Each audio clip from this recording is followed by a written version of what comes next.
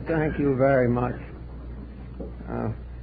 Because of the unusual circumstances, I think maybe you should have a slight explanation of the facts of the matter, just for general preservation. And if you can't hear me, I'll ask them to make the microphone a little louder, because at the present time I'm not in good voice either. But I have been in a health problem without knowing it. For about a year and a half, I haven't enjoyed walking very much. And I said, well, you don't at 85. At least it's not unusual. So it got a little worse all the time. First, you know, I didn't like to climb stairs. And then steps. And then I wasn't too happy on the level. And finally, it became obvious that either I was advancing in age very rapidly or something else was wrong. The answer is something else was wrong. And what was wrong has been growing and developing and unfolding for a year and a half. And it came to a head after I came back from Sedona. It came to a head because it was ready to. Nothing there particularly contributed to it. It just proved conclusively that I couldn't do these things. So then I got a little help, and I've been under physical therapy ever since, and we're gaining on it. And they tell me that the chances of a good recovery are all right. The blood pressure is normal, the heart is right, and there's no cholesterol, so I may get well.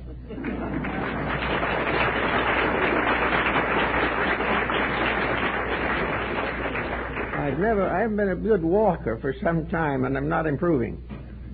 But I may have to develop the necessary physical exercises. But this was not something that hit me as an innocent bystander. It was something that has been developing, and you probably have noticed it yourself. I may not have thought of it particularly, but you've noticed that there have been young men standing by the way when I leave the platform to kind of help me out, and little things like that. That's been going on for a long time. But they tell me because of the fact that it did show itself as what it really is, that it will probably respond to improvement. Now, our subject this morning is in the 17th chapter of Acts, Paul on the hill of Mars. The personality of St. Paul is one of the most controversial in Christian theology. First, he was an ardent anti-Christian. Then he was an ardent Christian. By doing this, he managed to alienate both groups. He managed to outrage the school of Hillel and Gamaliel, which he belonged to in Judaism, and he frightened the apostles to death. Nobody liked Paul for some reason, probably himself, and it's sometimes doubtful from the text that he liked himself very well. It was a very strange thing, but he was a man of destiny, no matter how you want to figure it. And the importance of his position is just beginning to be noticeable. At the time when the Protestant Reformation took over, there was a very strong division between the old orthodoxy and something new, something represented by things such as the Rosicrucians and the alchemists and the mystics. And in this division, we saw the real division between Peter and Paul. We saw Peter's church at Rome and the Cathedral of St. Paul in London, the two great anchors of Christian theology. The Western branch, which came over to the United States, was mostly composed of the Paul party. St. Paul inspired most of New England, and the reason for this was that Paul broke away from the insistency of an intercessor between the individual and God. Paul took the attitude that deity was available to all and could be directly approached by those who wish to supplicate God for one purpose or reason or another. There was no need for an intermediate character, no person between, only the noble heart, the contrite spirit, the prayer, and the dedication of life. This was the basis of the Protestant Reformation. Now, the founding fathers of our country, which we are much interested in at the present moment, were mostly of the Protestant religious denominations. They believed very largely in the principles of Paul, which, however, unless you are a student of the subject and read his writings carefully, you may not notice the tremendous emphasis upon personal liberty and the disciplining of life to carry liberty with dignity. Now, this was certainly involved and incorporated into the Bill of Rights. It was certainly part of all New England with its religious dedications. It was in the spirit of Emerson and Thoreau, and most of all, it was in the spirit of mysticism. The one convert mentioned in the occasion of Paul's visit to the Hill of Mars was Dionysius the Areopagite. And the mysticism of Dionysius, the mystical experience, was the first great written mystical book of Christian theology. It was probably written in Alexandria, but it was certainly a book suitable to the mind of people like Bamey and William Law and the pietists of Pennsylvania. It was a book of devotion, dedication to a mystic overall, a great picture, a great principle of things. Paul tells us in his own words that God put the same blood in every human being. Now, this is regardless of nation, race, or demarc. We are all one in the circulation of the blood and Spirit of God. Now, this, of course, would cause, and did cause, considerable controversy, but I think it also gave us to understand the meaning of a statement that was made by a British author some years ago, Gerald Massey, namely, the Jesus of Peter and the Christ of Paul. The apostles were, most of them, personally acquainted with Jesus for a period of several years. They were of his race and of his faith. They were constantly associated with him and developed a tremendous personal affection for him. He became the embodiment of that which was most desirable, most lovable, and most sacred. Paul never had this experience. His first experience with Christ was on the road to Damascus, where in a vision the Lord appeared to him. So his first experience with Christianity was a vision, not a familiarity, not a long association, but a sudden impact of a supernatural event. We can see how this affected Paul and why it changed him in a moment from an enemy of Christianity to one of its greatest martyred exponents. But it was definitely true that to Paul, the Christ in you is the hope of glory. And in God and in Christ we live and move and have our being. And as he says in this chapter, the poet says, we are his children. This poet was Aratus of Soli, the great writer of the phenomenon of astronomy, which Paul evidently understood. Paul had another distinction that separated him from the rest of the group. Paul was a citizen of Rome. And in that time, this was a very important consideration. At the time of the siege of Tarsus, when the Romans came to take the city did not resist, but opened its doors and accept the Romans. As a result of that, the Romans spared the city completely, did not pillage it or worry it or bother it in any way, and made every inhabitant of Tarsus a citizen of Rome.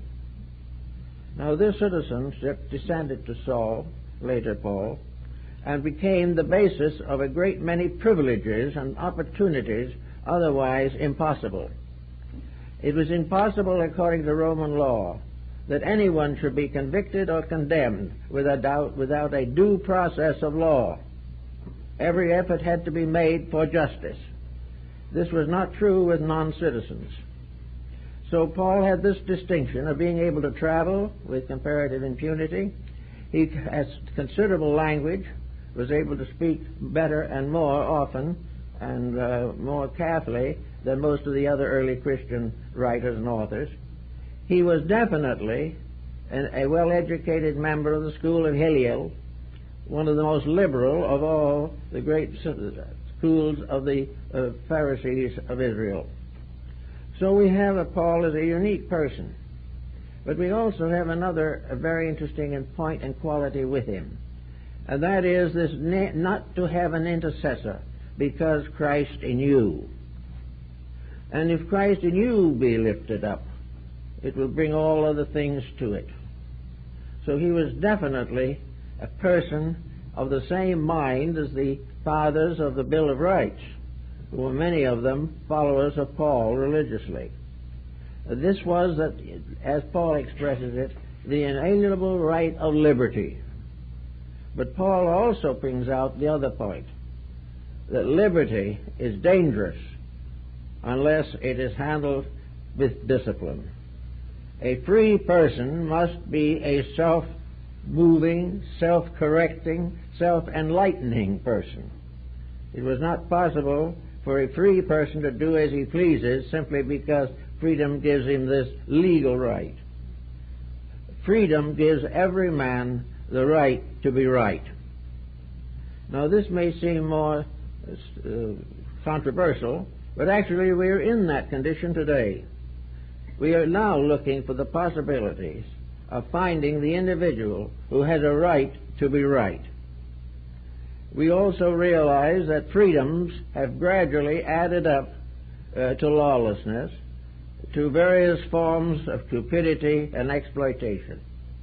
We know that freedom is not reasonable, practical, or useful unless that which is free is able to govern itself. Paul makes a great point in his various essays on self-government, and some of these points were picked up by Dr. Cousins in some of his books recently. In any event, Paul became a symbol of the eternal universality of the Christ ministry and ministry. He beheld a universal value, a value that was above all creeds and denominations, a level of integration that was truly a proof that one blood, the blood of God, flowed in every living thing and should be respected. Having been a tyrant and a persecutor himself, Paul spoke out strongly for tolerance, spoke out definitely that no religion should take from the individual the right to think, or to take from him the right of fair decision. But only a truly enlightened person could handle religion effectively. It was more than faith, it was hope, and most of all, it was love. And he agreed strongly with the viewpoint of Gandhi that we can tie the world together permanently with nothing stronger than the silken cord of love. So here we have a man who had a very materialistic background and was a very bitter man in many ways, who suddenly becomes the exponent of a doctrine which was not, in his mind, entirely intended for the Holy Land. Most of the apostles would have been happy if it had resulted in the freedom of Israel. But to him, Israel was the world. To him, Israel was all mankind. And therefore, with him, a great process of missionary work was carried on. Now, some people think that the early missionary work must have been very difficult and very arduous, but it was not so bad, for the reason that we learned from Eusebius what the actual state of the Christian faith was at the time of Paul. We find this also to be found in the Acts and in several sections of the New Testament. Jesus had 12 apostles, 72 disciples, and 500 of the brethren. This is what is stated in the Bible. Therefore, he had a basic unit. Wherever an apostle went, he usually took a disciple with him. and if this was not possible, he would take one of the brethren. Therefore, scattered all over that area, as a result of early proselyting or early conversions, there was a nucleus of Christians capable of actually evangelizing in many areas. We know they evangelized as far as India and China. We know they traveled over most of the earth, carrying with them the message, largely the message of Paul, because the message of Paul was the one which touched them all, which made them realize that they were one family. Paul makes a great point of the human family, to get away and beyond all these divisions in individual, domestic relationships, and world affairs, that we should always consider ourselves as one unit of life, a life that is embodied in flesh, but in the soul belongs to God. So we have Paul's concept, one soul divided among all that lives, and yet undivided. This, furthermore, is another point that he carries with considerable emphasis in his sermon at the Areopagus, which, by the way, is the place where Socrates was condemned to death. But to Paul, there was this further consideration that has to be brought in mind always, the consideration that each living thing, not only human but all others, is entitled to justice. It's entitled to rightness, and is entitled to address prayer, thought, meditation to the inner life, because the God who listens, the God who can hear, is the unknown God which Paul's found inscribed upon the tablet on the side of the hill of Mars.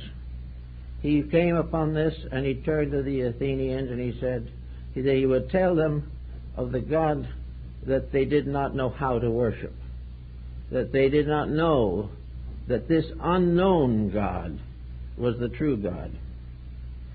And why did he call it an unknown God? Because they had not worshipped it, but had worshipped many gods and godlings. But he also stated that he believed them to be a religious people, but that they had to have this new concept, the new concept of the one unknown God. Now, the problem of the unknown God was not easily solved. Paul had his own definition for it, but the term remains, and in the Bible it appears in two forms. In some translations, it's an unknown God, and in other translations, it's the unknown God. Now, there's a great deal of difference in these terms. It is perfectly possible to assume that the Greeks were paying tribute to the deities of other peoples, or to some deity that they did not worship themselves, but which they acknowledged. More likely and more correctly, in all probabilities, the unknown God remains, as we know it today, the unknown God. In theology, science, philosophy, ethics, morality, the mystery of the unknown God has not been actually solved. It has not been solved because the conflict of meanings also includes the conflicts that arise from sectarianism and from the levels of integration or intelligence upon which people function. The unknown God is still with us, and we are still searching for the true answer to that mystery. We have concepts of deity. We have many religions with great sets of deities. We have our own religion with a holy triad. We have many other sects, Muslimism with only one God in the form of Allah. All these are seeking for God. But Buddhists, the Jains, the Parsis, the Sikhs, the Brahmins, the Muslims, the American Indians, the ancient Mayas and Aztecs, the Greeks, Romans, the Egyptians and Phoenicians, all had their definitions and interpretations of God. Yet in many cases these were not identical. And as Paul notes in the connection with matter also, time has something to do with this. Opinions about deity change with time, with experience, with the searchings of human beings for better understanding, for philosophy, for all these different things. And Paul points out very definitely that God cannot live in a house made by the hands of man. He doesn't live that way. He is not responsible to the world for his glory, for his wisdom, or for his truth. Whatever deity is inconceivable to the average person. The only thing we can do is moralize it as an infinite spirit of good, an infinite wisdom, a great mercy. But we know it only through the written word of other mortals. The Bible was not written by the very finger of God, but by the lovers of God. And everywhere we turn, the great question still remains, what is God? How do we explain creation? How can we explain what science is discovering every day? How can we gain the secrets which science is abusing every day? We do not know. We go further and further into the mystery of life, but it seems to go on and on. And as veil upon veil we lift, we find veil upon veil behind. There does not seem to be any answer. We have atoms, we have molecules, we have neutrons, we have everything you can think of. Somewhere in the mystery of all of this is life.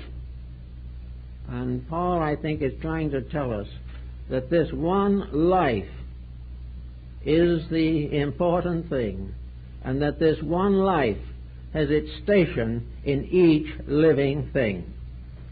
This one life is divided but remains one. It is diversified throughout time and space, but is forever one. It is in everything that lives and in each thing that lives. It is not only in us, but it is in our enemies. It is in our world.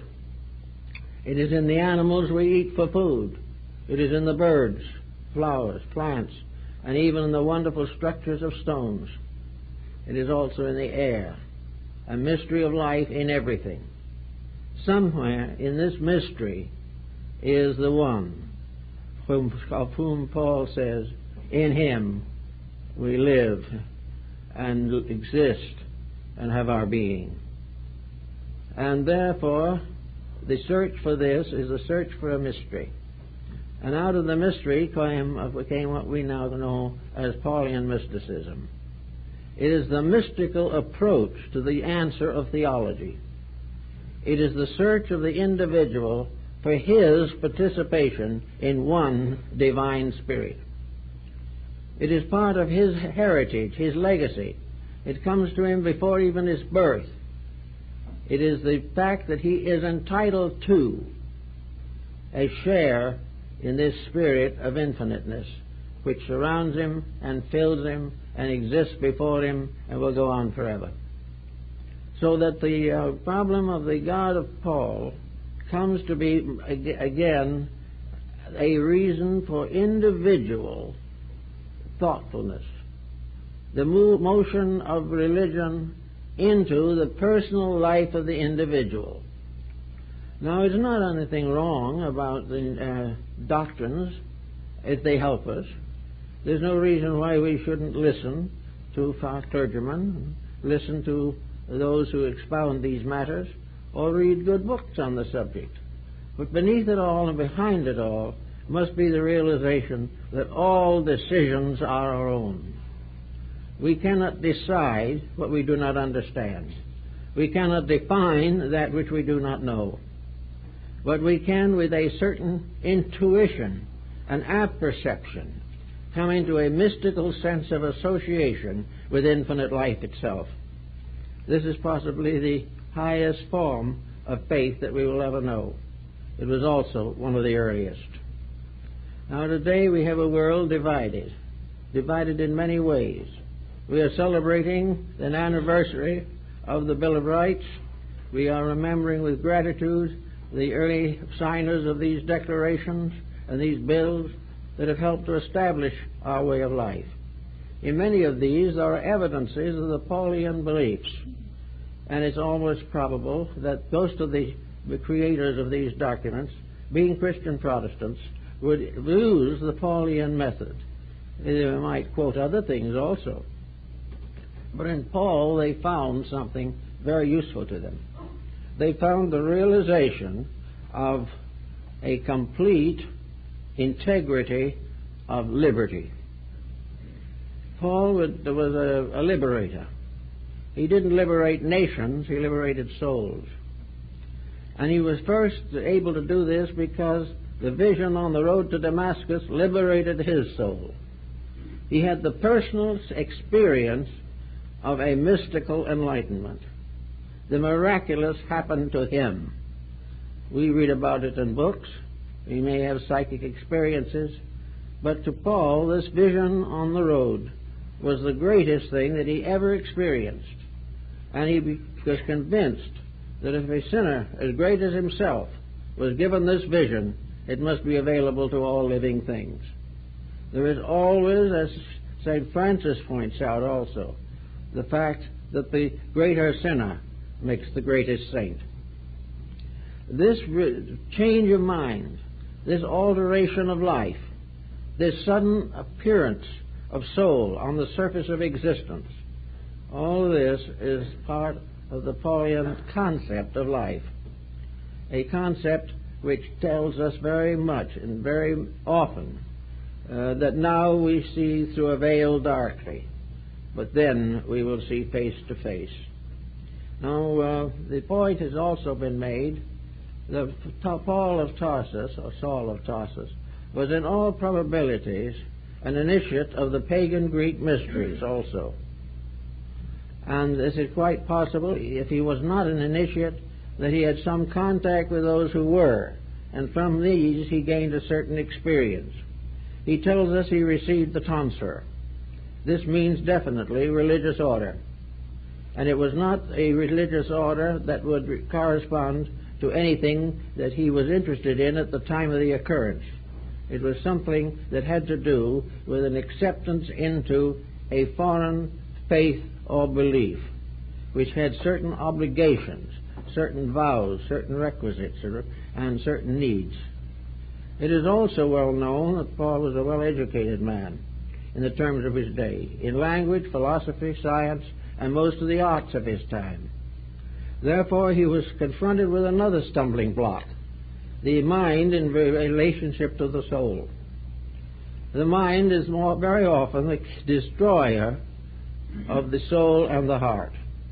It is the mind that excuses folly and justifies ill action simply because of expediency. The soul never actually justifies that which is not true. Consequently, the mind is the slayer of the real, and it is also in many cases the destroyer of the inner sensitivities by means of which the person might come in time to have a mystical experience of his own. The mystical experience, as it is denominated in the writings of Paul, is definitely the inner realization of certain things. First, the total unity of God, and that God is not considered in terms of his various beliefs. It makes no difference whatever what church you belong to, or what nation you come from, or what race you belong to, or what denomination you prefer. You are inevitably and eternally one with all. Your natural association is always absolute tolerance. It is the recognition of the divine right of the individual to believe and to think. And if he is virtuous in his believing and thoughtful in his thinking, he will find that which is necessary to him and find in that his part in the divine plan. And whenever the person growing up in the vicissitudes of life becomes aware of these movements within himself, he is at that time a universal believer. Paul also warns a great deal against soothsaying and all kinds of chicanery in this particular area. He warns against the belief in omens and all these things because they destroy, in a sense, the free will of the individual. They make him subject to something of his own invention. He can shift his labor from his own labors and works to some magical formula that will work for him. Paul doesn't believe in this at all. He believes definitely that the only magical invocation is a silent prayer in the heart. Also, that there is no road to conscious awakening apart from the perfection of nature. The individual has to grow. Growth is eternal. Growth goes on. Growth, like the unknown God, cannot be completely defined. But growth is that every day we become a little better than we were the day before. It has nothing to do with being a little richer, or a little more important to society, or a little more comfortable in housing. The actual improvement must be a motion toward acceptance of soul light, acceptance of the God or Christ in us, the baptism of the Holy Spirit, which is, according to Paul, the oil of salvation. The word Christ being itself a word for oil.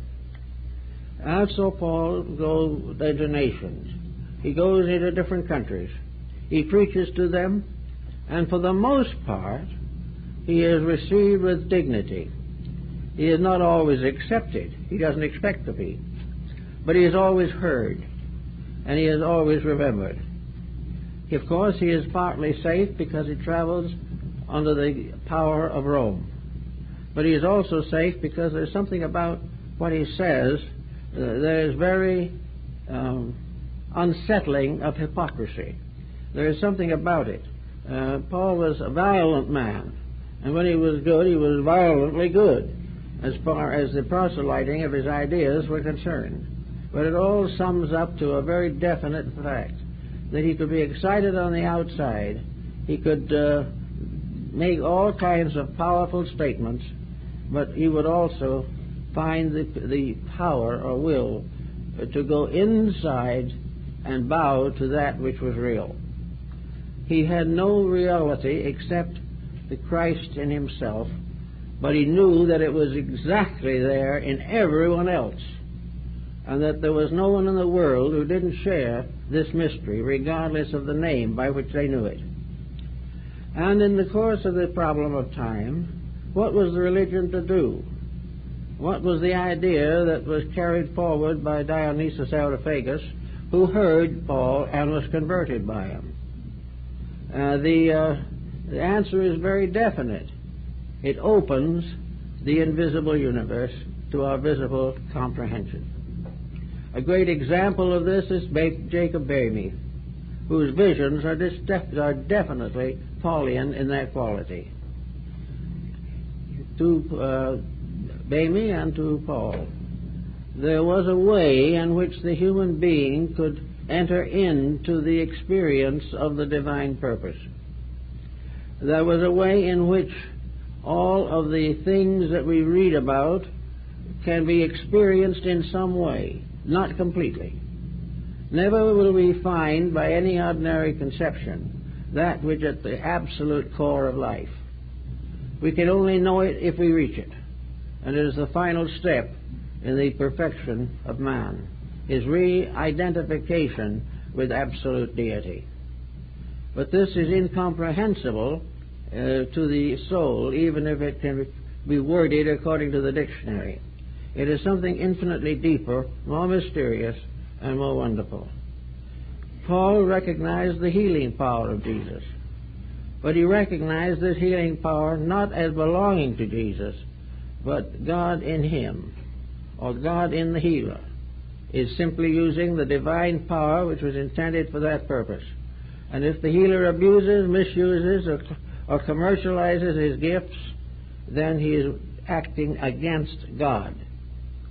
Any good in our lives is a part of deity. Our unselfishness, our kindness, our thoughtfulness, our cheerfulness in emergency, these are divine attributes. If we accept them, we worship. If we reject them or fail them, we deny God. We do not have really a love of our own. It is love in us. It is a divine power which we can use in many ways. But if it's used sincerely, it is always good. If used insincerely or commercialized or prostituted, always bad. Every power we have is an attribute of deity. The misuse of any power is a kind of spiritual treason against which there is a great penalty that each person has to face. In the Orient, they call this karma. The things that we do are returned to us in like measure. But Paul didn't think of it in the terms of karma. He thought of it in the terms, rather, of the position we place ourselves by the misuse of ourselves. We destroy something or turn it from ourselves and become weaned from reality by our own conduct. The moment we do not follow the Sermon on the Mount and the companion thoughts and words of Paul, we lose something. It isn't that a God points down with vengeance at us and wishes us into eternal damnation. It is that when we do something essentially wrong, the Christ in us suffers, is pained, sorrows, and in sorrows of the heart and soul, the individual must pay the debt. It is something that we have in life. Everything that has been given to us is of God, and even the grains of sand are divine. And any use we make of them is sacred, and to profane them is corruption. Now put that on the level of the Bill of Rights, and what do we have? We have quite a few problems. Think of what we are doing to our natural inheritance, what we are doing to the earth. Think of the things we are doing to each other in war, or pillage, and crime. And realize that it isn't a God in heaven that is going to react upon us. It is the God in us. It is the God in the slain soldier, the God in the mortally wounded infant, the God in the murdered mother that hurts. And this pain goes through the whole of humanity because we have one blood of God. And as it circulates through the body to nourish all the parts of the body, so it circulates throughout the world to nourish all the world. And whenever this is lost or broken or defiled, this love is hurt. And of course it is this love really which is salvation.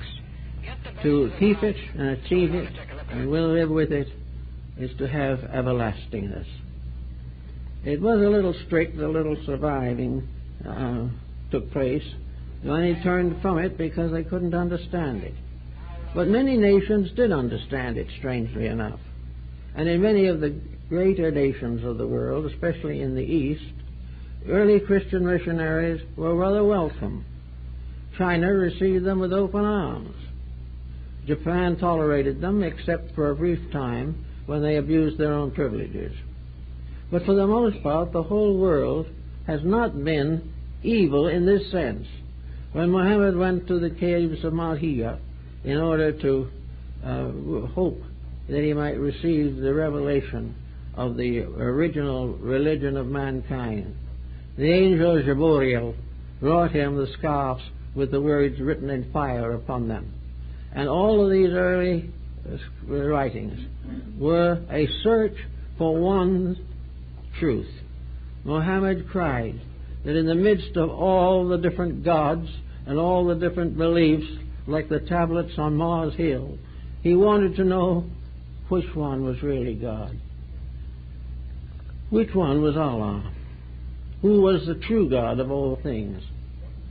Paul's answer to that was that all these gods together are one.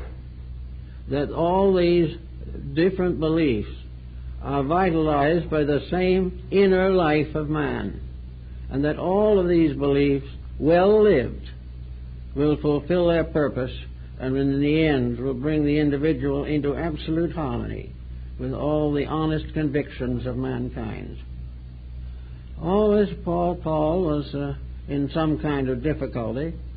He got to Rome, he was in trouble, but as a citizen of Rome, he could not be tortured or crucified.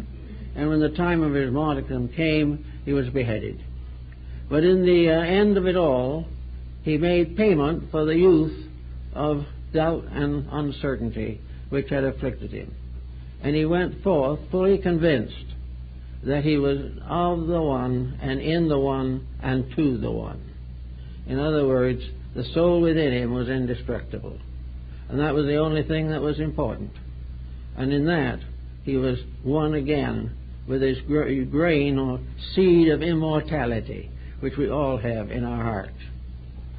So at the time of the session at Mars Hill, Paul announced that he would return probably at another time, but he never did, to give more instruction to these people concerning the mystery of the unknown God. But he went to other places, but in the various books and works attributed to Paul, he solves a great many of the mysteries of the unknown God.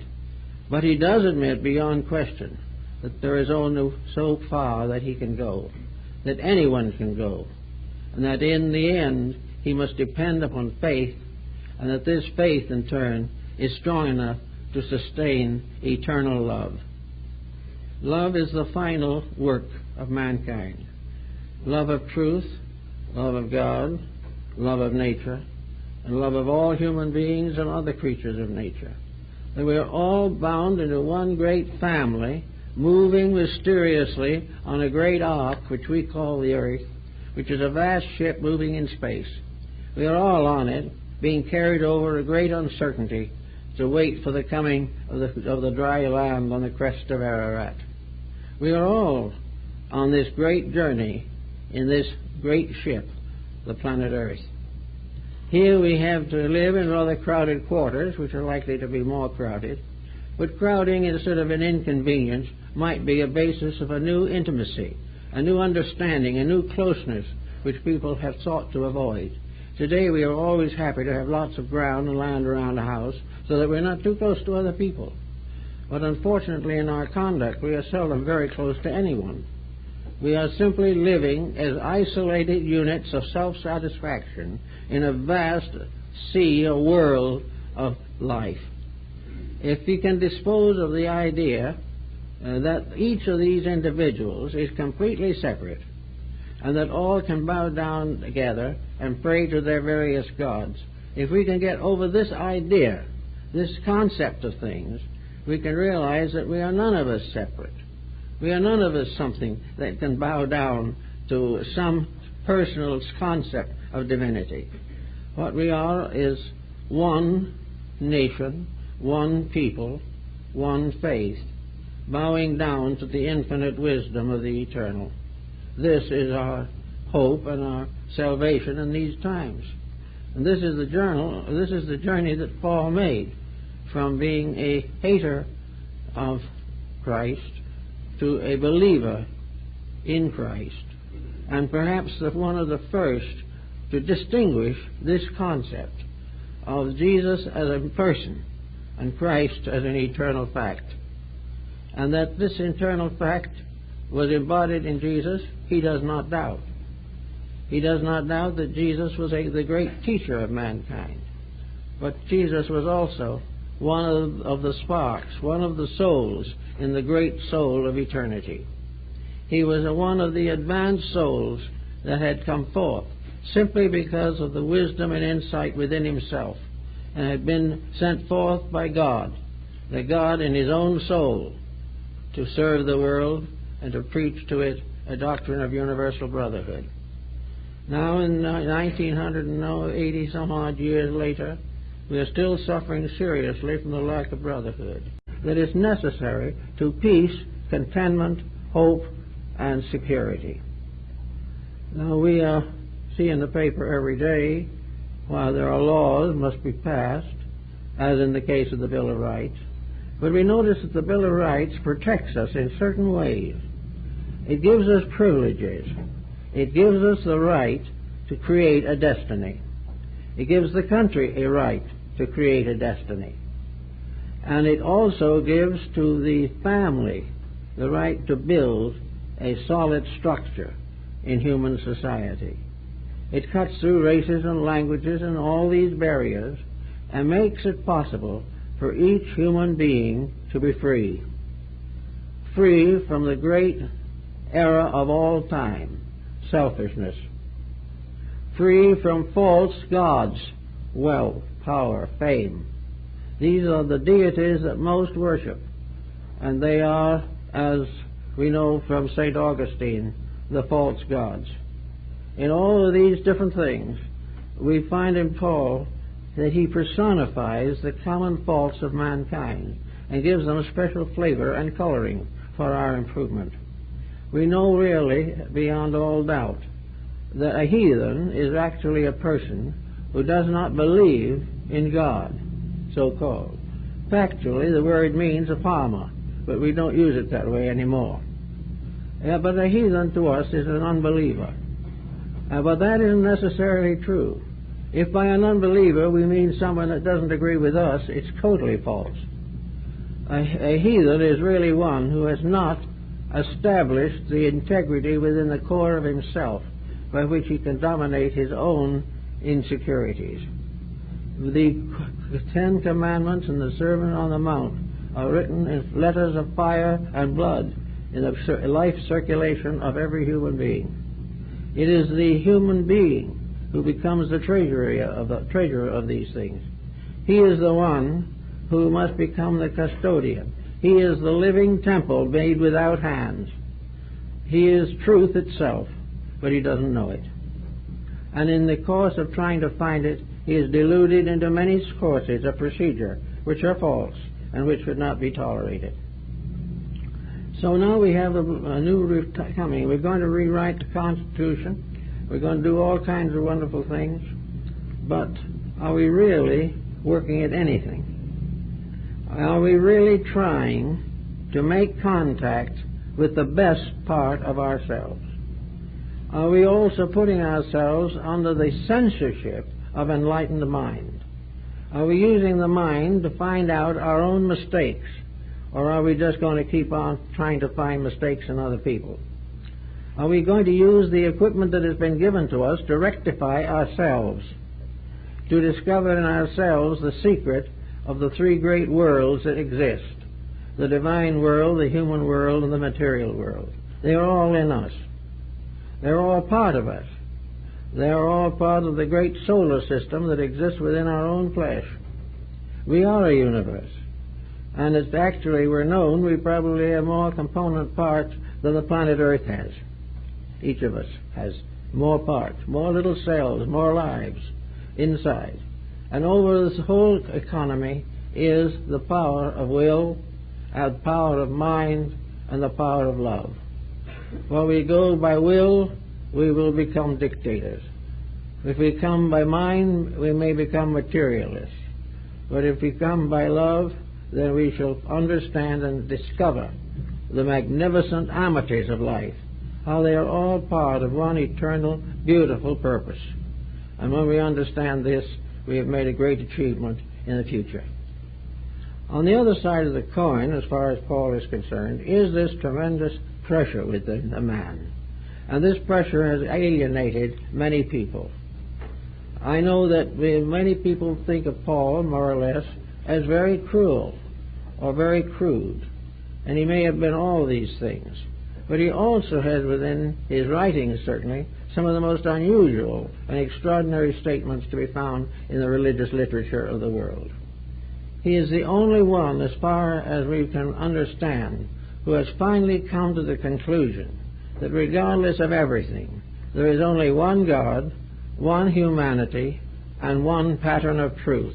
We are all born into all three, and it is our privilege to use these to release ourselves from the desponds which have closed us in.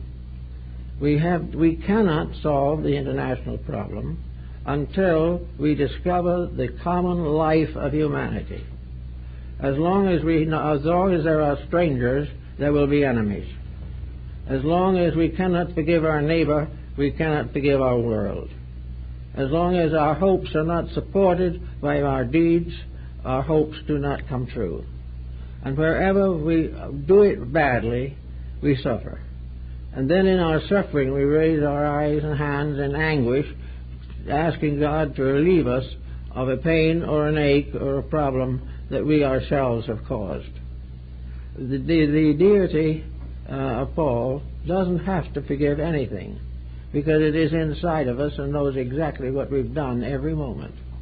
It knows when we are sorry. It knows when we have made a proper penalty and paid it. It knows exactly the degree of our guilt and of our integrity. It knows when we are telling the truth, whether others do or not. Therefore, the Christ of Paul knocks at the door of our hearts, comes in and sits with us and breaks bread. And in that presence, we have the final custodian of the code, the keeper of the way of light. And this keeper has been implanted in us from the beginning of time, from the beginning of our existence. Even the little weeds have it.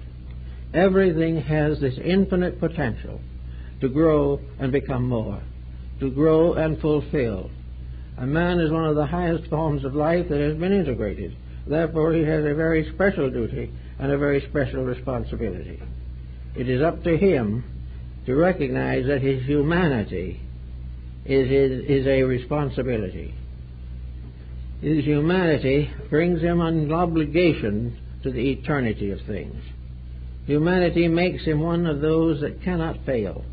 And all failure is apparent only, but is punished by those insecurities which ultimately lead to the correction of the mistake.